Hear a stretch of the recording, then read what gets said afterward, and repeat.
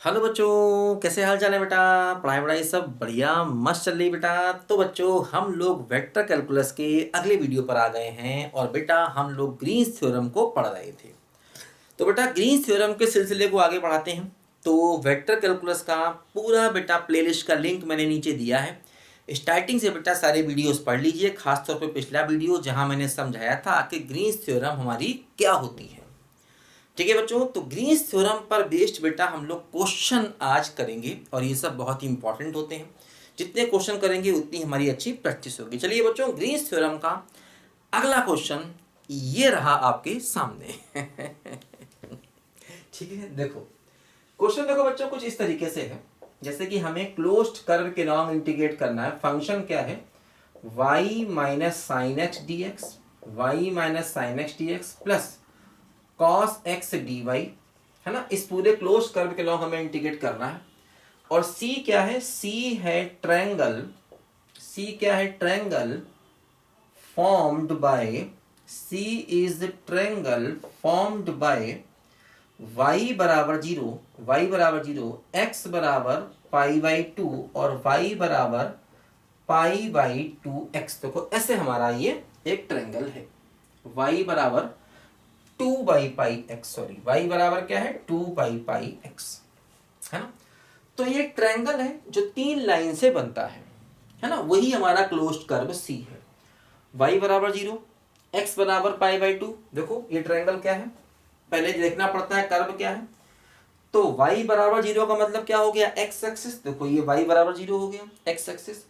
x बराबर pi by two मतलब y के पैरेलल लाइन। देखो ये हो गया क्या, x बराबर पाई बाई टू लाइन, क्योंकि y एक्सिस का इक्वेशन होता है x बराबर जीरो, x बराबर पाई बाई टू। तीसरी लाइन देखो ये है, ये लाइन कैसी है, y बराबर mx, ओरिजिन से पास होने वाली लाइन। देखो ये लाइन हो गई ये वाली, y बराबर टू बाई पाई, है ना। ये लाइन क्या है, ये लाइन है y बराबर टू बाई पाई एक्स। देखो जैसे इस पॉइंट का कोऑर्डिनेट हो गया जीरो जीरो, मान लो ये पॉइंट हमारा a है और इस पॉइंट का कोऑर्डिनेट b क्या हो गया, ये हो गया pi by two comma zero. देखो ये पॉइंट है c का कोऑर्डिनेट क्या हो गया, x की वैल्यू यहाँ पर क्या है, पाई बाई टू है। x को रखेंगे पाई बाई टू तो y की वैल्यू क्या हो गई, वन हो गई, है ना। तो ये हमारा ट्रायंगल है, ये जीरो जीरो है, ये pi by two comma zero है और ये है x की वैल्यू पाई बाई टू और y की वैल्यू वन। देखो तो हमें इस ट्रायंगल के राउंड करना है और हमें क्या करना है, हमें करना है वेरीफाई ग्रीन्स थ्योरम। तो ग्रीन्स थ्योरम को हमको बच्चों यहां पर वेरीफाई करना है। देखो ग्रीन्स थ्योरम को वेरीफाई करने का मतलब मैंने बच्चों क्या समझाया था कि एक बार जैसे कि मान लो ये हमारा ग्रीन्स थ्योरम होता है, ठीक है। ये हमारा बच्चों ग्रीन्स थ्योरम है, क्या बोलो, integral integral M D x plus N D Y along closed curve C बराबर डबल इंटीग्रल, और ये क्या होता है, ये होता है del N upon del X minus del M upon del Y और D X D Y along close along C, S S क्या है, रीजन है। देखो तो एक बार हम क्या करते हैं कि इस इंटीग्रल को एज इट इज ही इंटीग्रेट करते हैं। देखो अलॉन्ग क्लोज कर्व करना है। क्लोज कर्व का मतलब पहले आपको ए से बी करना होगा, फिर बी से सी करना होगा, फिर सी से ए करना होगा, ठीक है ना। तो एक बार पहले आपको जैसा वो दिया है वैसे ही इंटीग्रेट करना है। सेकेंड टाइम में आपको इसकी हेल्प से इंटीग्रेट करना है और दोनों साइड बराबर आने चाहिए, है ना। ये होता है ग्रीन्स थ्योरम का वेरिफिकेशन। देखो तो सबसे पहला काम हम क्या करेंगे, ये जैसा दिया है वैसे इसको इंटीग्रेट करेंगे। मतलब देखो, है ना, हमें इस पूरे फंक्शन को सबसे पहले ए बी के अलॉन्ग इंटीग्रेट करना होगा। तो सबसे पहले हमें क्या करना है बोलो, अलॉन्ग ए बी, और ए बी का इक्वेशन क्या हो गया, y बराबर जीरो हो गया, इसलिए डी वाई की वैल्यू क्या हो गई, जीरो हो गई। तो अलॉन्ग ए बी करना है, क्या है देखो, इंटीग्रल y की वैल्यू चूंकि जीरो है तो देखो यहां पर रखना पड़ेगा, y की वैल्यू जीरो रख दो तो जीरो माइनस साइन एक्स और क्या हो गया d x plus d y भी जीरो है तो डी वाई जीरो यहाँ रखोगे ये सबको जीरो हो जाएगा, तो सबको जीरो। अब देखो क्या बचा, बचा है माइनस बाहर ले लिया जाए साइन एक्स डी एक्स, ठीक है। अब चूंकि हमें x के लॉन्ग इंटीग्रेट करना है तो x के लॉन्ग इंटीग्रेट करना है, a से b जाना है, देखो a से b तो यहाँ पर x की वैल्यू 0 है, यहाँ पर x की वैल्यू π/2 है, तो क्या हो जाएगा 0 से π/2 हो जाएगा। ठीक, साइन का इंटीग्रेशन क्या होता, माइनस कॉस होता तो प्लस हो जाएगा, कॉस चला गया अंदर, 0 से π/2 हो गया। अब cos π/2 हो गया 0 -1, तो ये वैल्यू क्या आ गई -1 आ गई। तो मतलब ए बी के लॉन्ग जो हमने इसको इंटीग्रेट किया तो ये हमारा आंसर क्या आ गया बच्चों, -1 आ गया। इसका इंटीग्रेशन ए बी के लॉन्ग किया। अब हमें देखो इसी का इंटीग्रेशन अलोंग बीसी करना है, अलोंग बीसी। देखो बीसी के लॉन्ग, देखो बीसी क्या है, y के पैरेलल लाइन है, तो इसका इक्वेशन क्या हो जाएगा, x बराबर π/2 हो जाएगा। तो x की वैल्यू हो गई π/2, तो dx क्या हो गया 0 हो गया।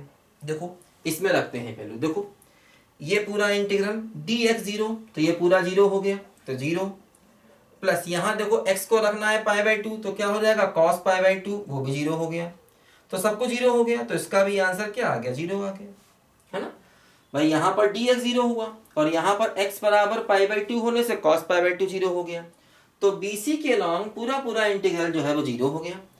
अब हम करेंगे देखो CA के लॉन्ग। देखो ध्यान रखना, चलना आपको एंटी क्लॉकवाइज में है, जैसे A से B गए, B से C गए, C से A गए, आपको एंटी क्लॉकवाइज में चलना है, क्योंकि मैंने बताया था ग्रीन्स थ्योरम की रिक्वायरमेंट होती है कि जो रीजन S है ये कर्व के लेफ्ट साइड में पड़ना चाहिए।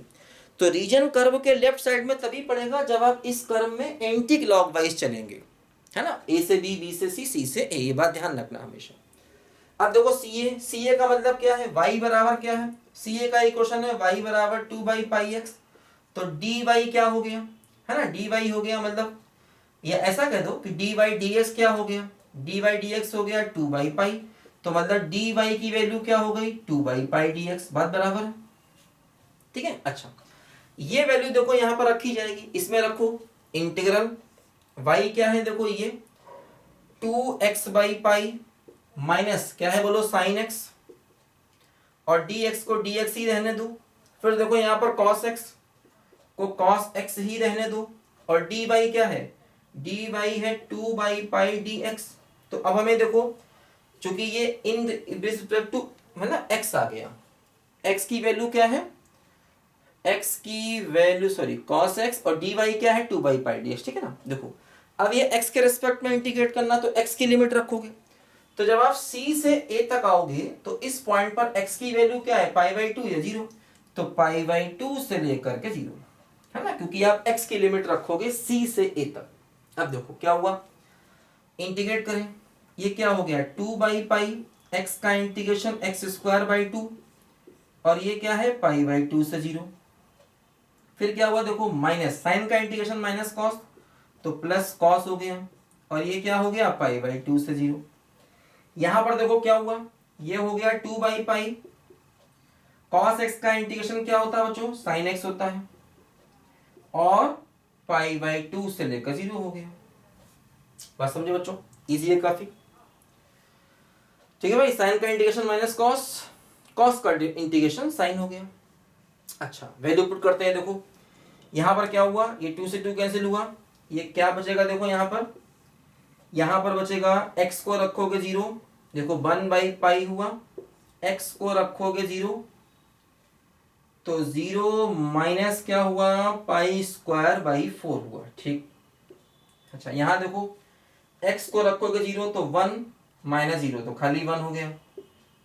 यहां देखो ये 2/π है, फिर क्या किया, x को रखा 0, तो 0 माइनस 1, तो प्लस 1 हो गया, तो क्या बच गया माइनस का π/4 और प्लस 1 प्लस का 2/π। देखो ये इसकी वैल्यू आ गई जब हमने इसको CAA के अलोंग इंटीग्रेट किया, -π/4 प्लस 1 और 2/π, है ना। ये देखो इसका यहाँ पर रिजल्ट आ गया बच्चों। अच्छा भाई देखो फटाफट लिखो बच्चों, इसको बच्चों ध्यान से पहले, है ना, फिर आगे बढ़ते हैं। देखो ऐ दिल दीवाने खेल है क्या जाने, भूल गए कुछ भूल के भी है, मुझको याद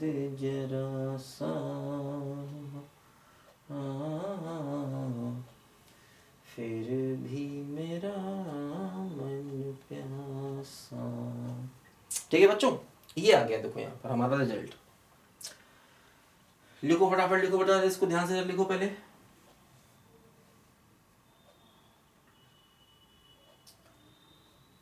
मेरे नैना। अच्छा, अब हम क्या करेंगे, देखो तीनों को ऐड करेंगे, along AB, along BC, along CA। तो इसको इसको इसको तीनों को प्लस करोगे तभी तो ये रिजल्ट आएगा ना। along AB -1, along BC 0 और प्लस दिस, इन तीनों को ऐड करोगे तो इसको इसको इसको जब आप ऐड करोगे तो रिजल्ट क्या बचेगा, तो रिजल्ट आपका बचेगा -π/4 प्लस का 2/π। ये आपका देखो रिजल्ट बचेगा अगर आप इसको इसको और इसको तीनों को ऐड करोगे। एक बार और चेक कर ले सब कुछ ठीक है कि नहीं, ठीक है ना, यहां तक तो ठीक है। ये क्या हुआ, 2/π हुआ, कॉस का इंटीग्रेशन साइन हुआ और π/2 से 0, x की वैल्यू है π/2, x की वैल्यू है 0। तो साइन को हमने रखा 0 तो 0, फिर माइनस साइन को रखा 1। ओहो हो, ये -1 आएगा बच्चों, ये -1 आएगा, ये -1 आएगा, ध्यान देना। तो यहाँ भी -1 हो जाएगा, ठीक है ना। अभी गलती हो जाती, दुर्घटना से देर भली, समझ गए कि नहीं। तो कोई बात नहीं, चेक करना एक बार सही रहता है ना। ये हो गया, ठीक है ना, हाँ ठीक है, अब कोई दिक्कत नहीं, इसको मिटा देते हैं। अब देखो हमें क्या करना है, इसको इस फार्मूले से करना है। अब हम इसी क्वेश्चन को देखो इस फार्मूले से करना चाहेंगे, ठीक है ना। देखो जरा ध्यान से बच्चों, इसको देखो कैसे करेंगे। देखो m क्या है, n क्या है, ये हम जानते हैं। m क्या है, n क्या है, ये हम जानते हैं।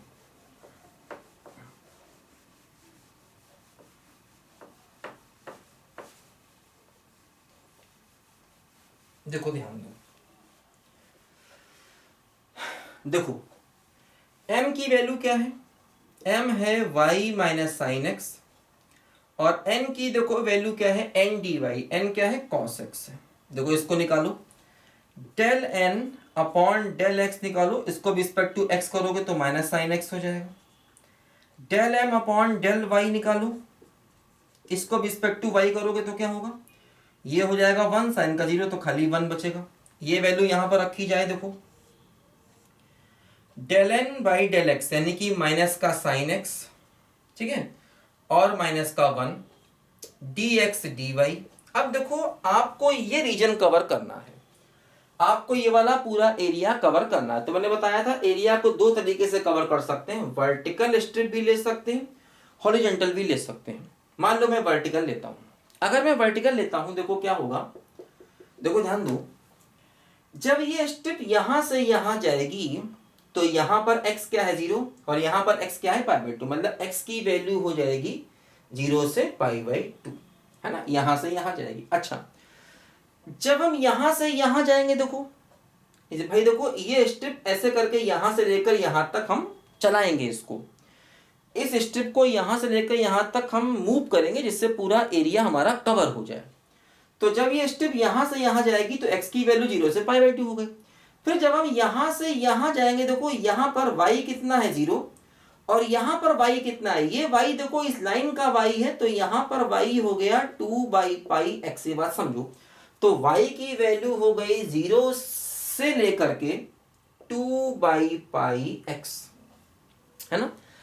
तो देखो हम यहां पर अपने क्वेश्चन को वर्टिकल स्ट्रिप से भी कर सकते हैं, हॉरिजॉन्टल से भी कर सकते हैं। देखो जैसे अगर मान लो यही स्ट्रिप में हॉरिजॉन्टल लेता तो क्या होता, अगर मैं ये स्ट्रिप हॉरिजॉन्टल लेता तो x की जो लिमिट में लेता वो यहां से यहां तक लेता, तो यहां से यहां तक x की लिमिट लेने का मतलब इस पॉइंट पर देखो x क्या है, चूंकि ये लाइन क्या है, ये लाइन है y बराबर 2x/π, तो x क्या होता πy/2 होता, तो इस पॉइंट पर x की वैल्यू हो जाती πy/2। तो मैं x यहां से यहां लेता तो x की वैल्यू πy/2 हो जाती, और यहां पर देखो x की वैल्यू क्या हो जाती, इस वाले पर x की वैल्यू क्या है बोलो π/2 है, ठीक है।